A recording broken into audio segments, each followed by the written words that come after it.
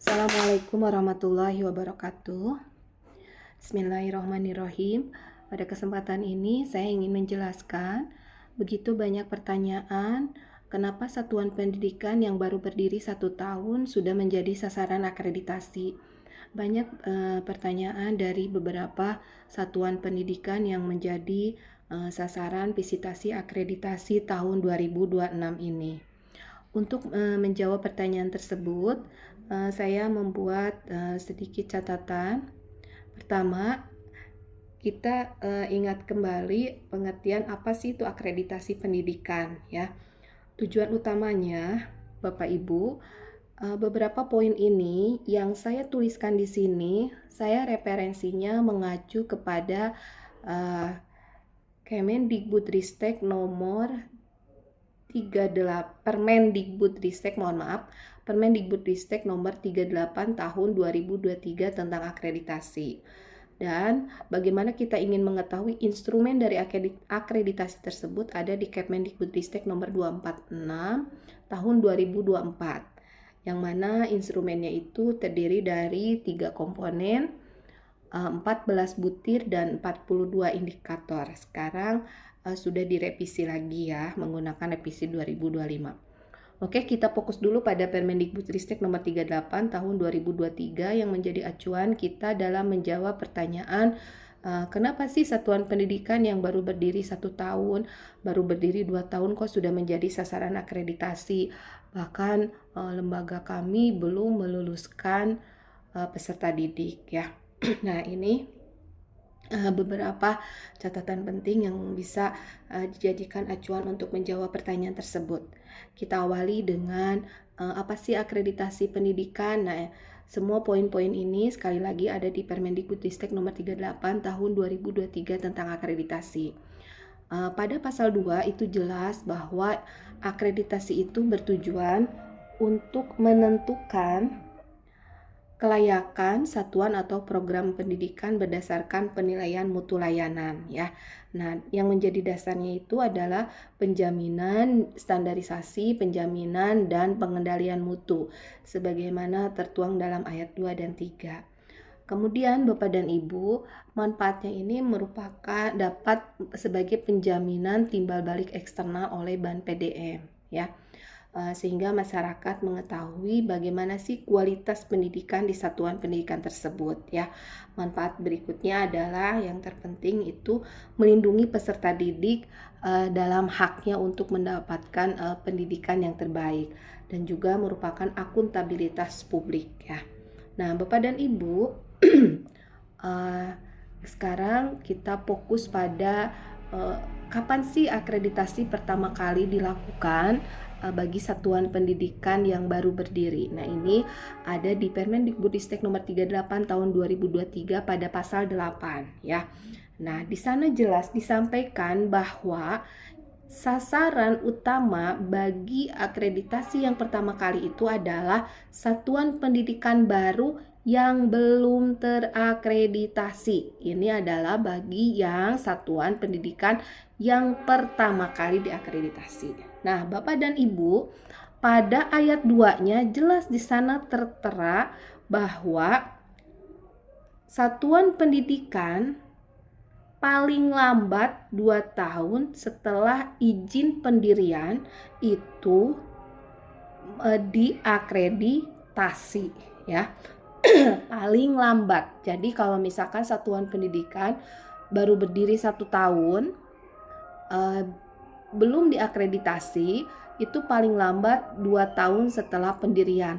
Kalau sudah 2 tahun satuan pendidikan itu mendapatkan izin operasional, maka sudah wajib untuk diakreditasi ya. Nah, jadi satuan pendidikan yang baru berdiri 1 tahun bukan berarti bisa menolak diakreditasi, tapi sudah menjadi wajib diakreditasi paling lambat 2 tahun setelah izin pendirian ya. Nah, ini merupakan bukti komitmen mutu dari satuan pendidikan. Berani mendirikan satuan pendidikan berarti berani untuk diakreditasi, ya. Karena satuan pendidikan yang walaupun baru 1 tahun, mau 2 tahun, mau sudah 10 tahun, tetap yang namanya satuan pendidikan itu harus memiliki 6 dokumen utama yang menjadi persyaratan untuk diakreditasi, yaitu dokumen kurikulum satuan pendidikan, rencana kerja anggaran satuan pendidikan, rencana kerja tahunan, kalender pendidikan, rencana pelaksanaan pembelajaran, kemudian kalender pendidikan dan video pembelajaran, ya. Jadi tidak mungkin satuan pendidikan tidak memiliki 6 dokumen utama tersebut ataupun 6 dokumen utama lainnya. Jadi tidak ada alasan untuk menolak akreditasi, dan akreditasi itu kita ciptakan akreditasi yang murah, ya, tapi tidak murahan. Dalam arti sekarang itu sudah tidak pada compliance lagi, tapi sudah kepada performance. Jadi dan juga sudah digital. Jadi dokumen-dokumen tersebut sudah tidak pada akreditasi zaman old lagi yang setumpuk-setumpuk dokumen. Sekarang cukup 6 dokumen utama, itu pun diupload, tidak ada yang perlu di print out, ya. Nah, itu udah saving cost, saving time, saving money, ya. Nah, andaikan pun nanti ada dokumen-dokumen pendukung lainnya selain 6 dokumen utama itu bisa diperlihatkan saat visitasi, dan itu pun tidak perlu di print, ya Bapak dan Ibu. Sekali lagi, jadi tidak perlu mengeluarkan biaya yang begitu besar untuk mencetak dokumen-dokumen, karena itu yang menghabiskan waktu, tenaga, pikiran, kertas, ya, nunggu ngeprint, itu akan waktu akan begitu banyak yang terbuang. Nah, Bapak dan Ibu, jadi untuk menjawab pertanyaan, satuan pendidikan baru berdiri 1 tahun sudah menjadi sasaran akreditasi? Ya, jawabannya iya, diakreditasi. Tidak ada larangan baru berdiri 1 tahun untuk tidak diakreditasi, jelas berdasarkan regulasi tadi yang sudah dijelaskan pada Permendikbudristek nomor 38 tahun 2023 pada pasal 8, ya. Nah, pada pasal 8 ayat 2-nya juga sudah dijelaskan, sudah punya izin pendirian, lalu ajukan sebelum 2 tahun. Karena kalau sudah 2 tahun, itu tidak ada dispensasi lagi, tapi sudah merupakan kewajiban. Contohnya, bulan 1 dapat izin pendirian nih satuan pendidikan ini, maka bulan 12-nya bisa mengajukan akreditasi pertama kali ke BAN, ya. Ini sebenarnya sih sudah kedetek, ya, dari BAN PDM pusat, karena sistem Dapodik ataupun EMIS, Dapodik itu untuk sekolah di bawah Dinas Pendidikan dan EMIS itu untuk madrasah di bawah lingkungan Kementerian Agama. Itu Dapodik dan EMIS ini sudah ngelink sistem dashboard ke Sispenanya BAN PDM. Jadi tanpa pengajuan pun pusat sudah bisa merilis, sudah bisa cek and recheck by data mana nih lembaga atau satuan pendidikan yang sudah bisa menjadi sasaran akreditasi, ya. Nah, ini rapot pendidikan juga ini menjadikan ajuan, ya. Nah, ini verifikasinya itu nanti ke lapangan visitasi akreditasi. Nah, terkait otomatisasi itu sekarang tidak by request sekali lagi, tapi by sistem dashboard karena Dapodik ataupun EMIS-nya sudah ngelink dan juga terkait dengan hasil rapot pendidikan, ya. Nanti pada pembahasan selanjutnya akan dibahas apa itu otomatisasi. Nah, jadi Bapak Ibu sekali lagi faktanya fokus pada bukti mutu, bukan pada umur satuan pendidikan yang kita kelola, ya. Nah, Bapak dan Ibu, sekarang kita akan membahas terkait otomatisasi.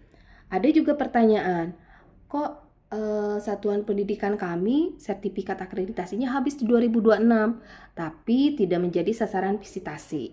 It means berarti satuan pendidikan yang habis sertifikatnya di 2026 ini berarti kemungkinan nanti kita tunggu akan ada pengumuman atau edaran mungkin masuk ke dalam otomatisasi. Otomatisasi itu bisa dijelaskan pada pasal 15. Sekali lagi itu ngelink, ya Bapak Ibu, by data profil, EMIS maupun Dapodik dan juga rapot pendidikan. ini kalau perpanjangan itu statusnya sama ya. Jadi stabil. Jadi nilainya itu nggak naik, nggak turun dari sebelumnya ya. Nah, kemudian andaikan dia turun, maka Ban PDM akan menugaskan untuk divisitasi ya. Jadi prosesnya itu terintegrasi untuk menjaga standar mutu secara berkelanjutan. Gitu ya Bapak dan Ibu. Jadi otomatisasi itu tidak lagi by request, tapi sudah by sistem data dari Ban PDM pusat berdasarkan data Dapodik atau EMIS dan juga hasil rapot pendidikan, yaitu hasil dari AN. Mulai tahun ini untuk SDMI, MTS, SMP, AN-nya sudah terintegrasi dengan TKA. Maka dari itu Bapak dan Ibu mohon disiapkan AN itu dengan sesama. Jadi tidak ada lagi yang menganggap bahwa AN itu tidak penting. AN itu penting sekali dan rapot pendidikan hasil AN itu mohon untuk dianalisis, untuk sama-sama didiskusikan mana yang berwarna hijau, mana yang berwarna oranye, mana yang perlu kita tingkatkan, mana yang masih kurang, mana yang sudah nilainya tinggi, tetap kita pertahankan dan perbaiki di proses pembelajaran berikutnya. Begitu Bapak dan Ibu. Nah, berikut ini Bapak dan Ibu, kami ingin mengingatkan komponen akreditasi yang mana ini berdasarkan Kemendikbud Ristek ya nomor 246 tahun 2024 ya. Masih terdiri dari 3 komponen ya. 3 komponen yaitu iklim lingkungan belajar,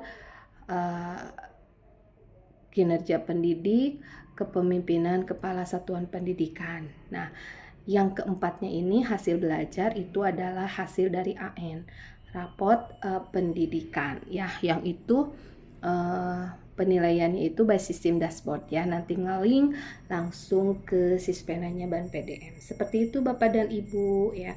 Nah, jadi nanti asesor akan melakukan visitasi itu untuk melihat di lapangan bagaimana 3 komponen utama ini, yaitu 1 pendidik.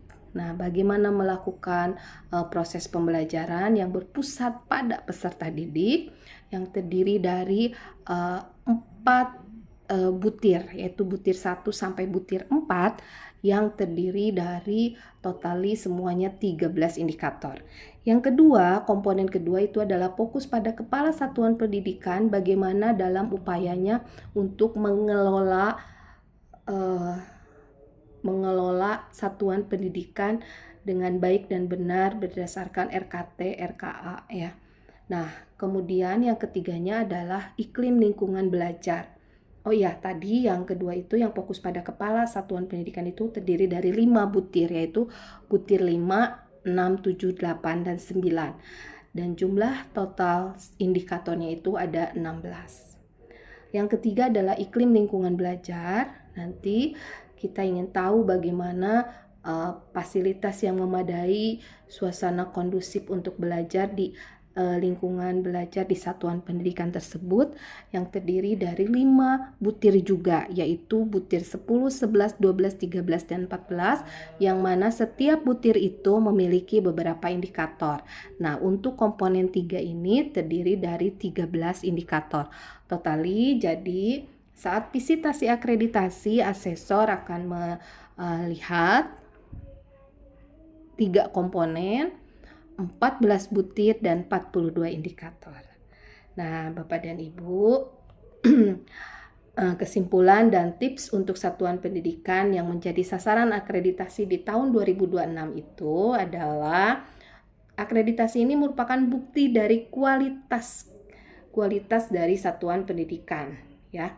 Jadi wajib bagi satuan pendidikan yang udah 2 tahun untuk diakreditasi. Jadi nggak ada masalah baru 1 tahun keluar izin operasional kok sudah diakreditasi, karena sudah sesuai dengan regulasi. Nah, tip praktisnya Bapak dan Ibu selalu updating Dapodik dan EMIS-nya. Mohon kepala satuan pendidikan untuk memperhatikan kinerja operatornya. Jadi harus selalu updating data ya. Semoga para operator sekolah dan madrasah dan operator satuan pendidikan ini selalu diberikan kesehatan. Bapak dan Ibu, ayo kita perkuat mindset kita bahwa akreditasi ini adalah penting. Ya, penting untuk meningkatkan kepercayaan para orang tua dan juga ini adalah akses bantuan pemerintah. Ada beberapa beasiswa yang bisa diterima oleh para peserta didik yang melihat salah satu syaratnya itu adalah dari kualitas akreditasi satuan pendidikan tersebut, ya. Oke, Bapak dan Ibu, mulai sekarang bangun mutu dari hari pertama dari hari pertama yaitu pendidik, kepala satuan pendidik dan iklim lingkungan belajar. Kemudian Bapak dan Ibu siapkan 6 dokumen utama dengan baik, yaitu kurikulum satuan pendidikan, rencana kerja tahunan, rencana kerja dan anggaran, rencana pembelajaran, kalender pendidikan, dan video pembelajaran. Sebenarnya akreditasi ini jangan dijadikan sesuatu hal yang dalam tanda kutip menakutkan ya, karena kalau kita mau memberikan pelayanan yang prima kepada murid kita, kepada peserta didik kita, jadikanlah setiap hari itu seperti akreditasi, ya. Bapak dan Ibu, tidak ada hal yang aneh dalam pelaksanaan akreditasi. 6 dokumen utama ini adalah merupakan dokumen yang biasa, yang sudah kita miliki, ya. Mari kita hadapi akreditasi ini dengan tenang, nyaman, sehat, bahagia, dan mudah-mudahan diberikan kelancaran. Niatkan ibadah, niatkan segala sesuatu itu uhrawi karena Allah. Mudah-mudahan semua lelah Bapak dan Ibu dalam mempersiapkan akreditasi ini menjadi lillah. Demikian Bapak dan Ibu, semoga ini bisa menjawab pertanyaan-pertanyaan Bapak dan Ibu. Dan ini sekali lagi saya mengacu pada 2 regulasi dan juga ini mengacu pada paparan yang dilakukan oleh Ban PDM Jawa Barat pada hari Senin 13 April pada jam 1 sampai jam 4 sore kemarin. Terima kasih Ban PDM Jawa Barat, terima kasih Bapak dan Ibu, khususnya ASESI yang berjumlah 42 satuan pendidikan di Kabupaten Purwakarta. Sehat-sehat semuanya dan mudah-mudahan akreditasi kita berjalan lancar. Terima kasih. Kita tutup dengan hamdalah. Alhamdulillahirabbil alamin. Mohon maaf jika ada diksi yang kurang berkenan. Wabillahi taufik wal hidayah. Wassalamualaikum warahmatullahi wabarakatuh.